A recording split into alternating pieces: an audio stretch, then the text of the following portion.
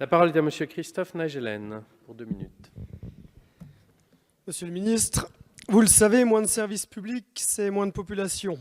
Et moins de population amène moins de services publics. Nous tournons en rond et il est nécessaire de mettre un terme à cette spirale négative. Bureaux de poste, guichets automatiques, écoles, services de santé sont autant de services en voie de disparition dans nos campagnes et dans nos montagnes.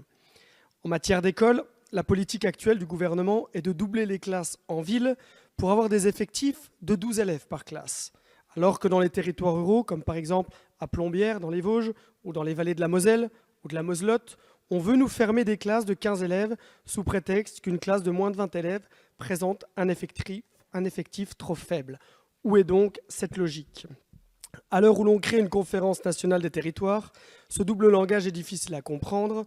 Quelles sont les intentions du gouvernement pour favoriser le développement des services de proximité dans les territoires ruraux ? L'État est en partie responsable de la désertification rurale. Il est de son devoir de maintenir les services publics et d'inciter les entreprises à participation publique à rester implantées en milieu rural afin de préserver la cohésion des territoires. La fin des zones blanches, le haut débit pour tous sont des annonces très positives.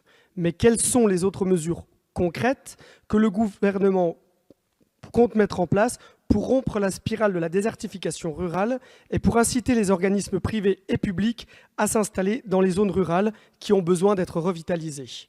Que compte faire l'État afin de donner aux jeunes la chance de pouvoir rester chez eux, aux entreprises de pouvoir investir et créer de l'emploi, tout simplement aux personnes qui le veulent, d'avoir la possibilité de vivre dans les nombreux territoires ruraux qui composent la France ?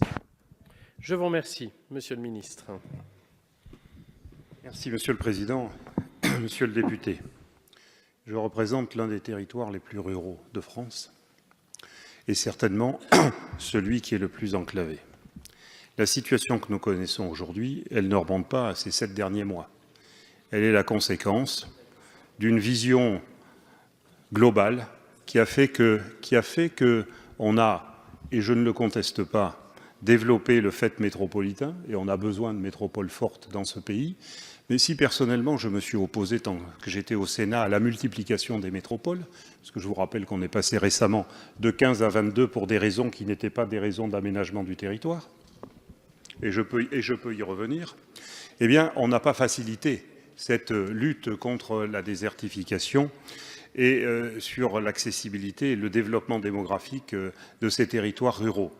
En ce qui concerne le côté scolaire, ce que je tiens à vous dire, c'est que les efforts que fait le ministre de l'Éducation nationale, c'est vrai, il y a cette question du dédoublement des classes dans les quartiers qui visent surtout en l'état les quartiers les plus fragiles, prioritaires, mais il ne s'agit pas d'abandonner les territoires ruraux. Et je vous assure que les dispositions qui ont été prises, et on s'en est rendu compte pour cette rentrée scolaire, je pense que pour une fois, on a eu beaucoup moins de débats dans nos départements sur la carte scolaire que les années précédentes. Ça, c'est une réalité parce qu'on a tous connu des moments difficiles dans ces territoires ruraux. Je peux vous assurer qu'en tant que ministre de la Cohésion territoire, il y a deux objectifs prioritaires. Les quartiers fragiles et puis ces territoires ruraux en difficulté, incluant les villes moyennes. Et c'est tout l'objet des mesures que nous sommes en train de finaliser et que j'ai en partie présentées en répondant tout à l'heure à vos collègues, mais je suis bien évidemment à votre disposition pour vous recevoir. Je vous remercie, Monsieur le ministre. Je vous propose de passer aux questions.